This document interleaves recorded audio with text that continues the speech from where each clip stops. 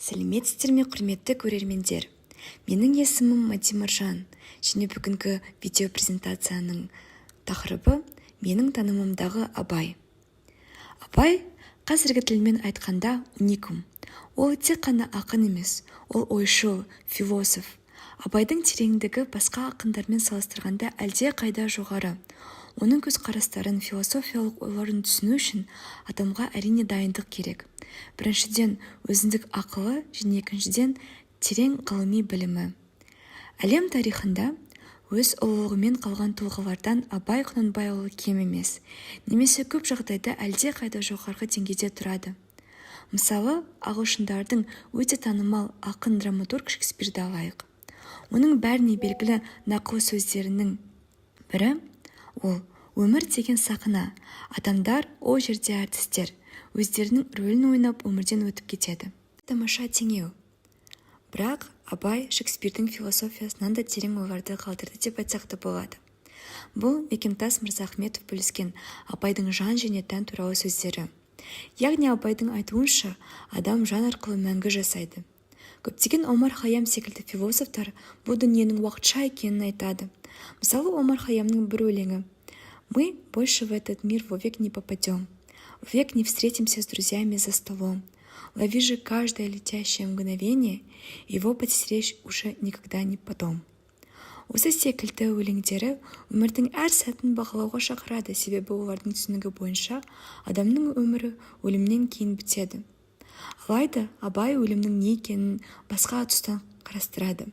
Адамның денесі ғана жер астында қалып, жаны Алланың жанында өз орнын табады. Бұл сөзімді Абайдың бір өлеңі арқылы талдағым келеді.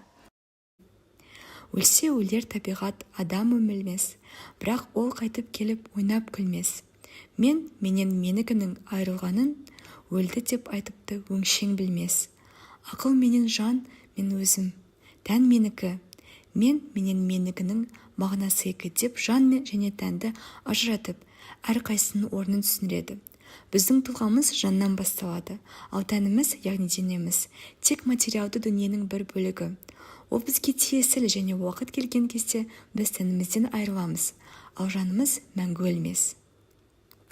Абайдың өзге ақындардан тағы бір ерекшелігі ол толық адам ұғымы. Абай өзінің қара сөздері мен өлеңдерінде толық адам деген феноменді ұсынады. Бір өлеңде ол былай деп жазады: «Ақыл, қайрат жүректі бірдей ұста, сонда толық боласың елден бөлек. Жеке-жеке біреуі жарытпайды, жолда жоқ жарым есті жақсы демек». Яғни адамда біріншіден туа біткен ақылы, жылы жүрегі және қайраты болу керек. Мұндағы қайрат үнемі ізденісте болып алға ұмтылу. Ақыл ізгілікті іс жасаудан жан-жағына сәуле беріп, Алла берген ақылды жақсылыққа жұмсау. Ал жылы жүрек иманды болу жолында адамдарға құрметпен қарау, мейірім сыйлау, адамдардың мұң-мұқтажын көңіл күйін түсіне білу. Абай іздеген толық адам осы қасиеттерден туындайтын, тұла бойы тұнған ар, ұят, пенделіктен қол үзген рахымды, қанағатшыл, имандылық жолында азамат болып табылады. Ақыл, қайрат жүректі бірдей ұстасаң ғана толық боласың деген тұжырымы ақынның толық адам хақындағы негізгі ұстанымдарының түйіні. Сонда ғана рухани жетілген, жан-жақты дамып жеке тұлға болып қалыптасқан, кемеліне келген адам боласың. Абайдың өмірдің барлық салаларына қалам тартқан. Бір ғана тақырыпқа байланысты өлеңдерді жазбай, жас кезіндегі махаббаттан бастап, мысалы, айттым сәлем қаламқас, көзімнің қарасы сияқты өлеңдері. Бірте-бірте есейген кейін Абай өмірдің мағынасын іздей бастайды. Өзгеше сөзбен айтқанда, өмірде жақсы менен жаманды айырады. Білім, өнер, еңбек секілді өмірдегі маңызға тұстарға арнап өлең шығарады. Мысалы, әсемпаз болма әрнеге, ғылым таппай мақтанба, және тағы басқалары. Көптеген патриоттық өлеңдер жазылады. Ол халқына жаны ашып, адамдарды жақсы пайдалы істерге жасауға шақырады. Мысалы, оның өлеңінде: «Қалың елің қазағым, қайран жұртым, ұстарасыз аузыңа түсті мұртың, жақсы менен жаманды айырмадың, бірі қан, бірі май боп енді көрдің» деп жанына ауырып, елінің кемшілігінен азар аудартып, оны жөндеуге тырысады. Қазақ елін барымта, ұрлық, жалқаулық деген жаман қасиеттерден аулақ болып, білім ал, ғылымға үйрен деп шақырады. Ал жасы үлкен болған кезде өмірден түңіліп толық пессимизмге беріледі.